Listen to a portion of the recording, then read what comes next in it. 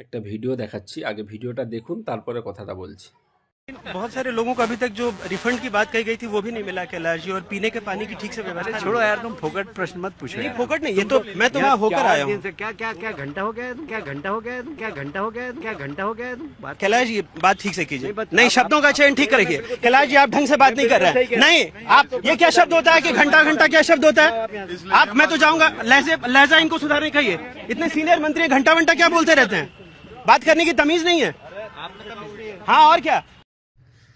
কথাগুলো শুনলেন। বিজেপি শাসিত রাজ্যে এখনো পর্যন্ত যদি রাস্তাঘাট জল তার ব্যবস্থা না থাকে, আজ পশ্চিমবাংলায় দেখুন দিদির কত ধরনের প্রকল্প দিদি তৈরি করেছেন। তাই বিজেপি শাসিত রাজ্যের আজ কি দুরবস্থা এবং মিডিয়ার সঙ্গে কি বাজে ব্যবহার। তাই দয়া করে বলছি, আপনারা কেউ বিজেপির এই পাতা ফাঁদে পা দেবেন না, ভুলেও পা দেবেন না। 2026 সালে আবার দিদিকে ফিরিয়ে আনুন, এটাই আমিও চাই, আপনারাও তাই করুন।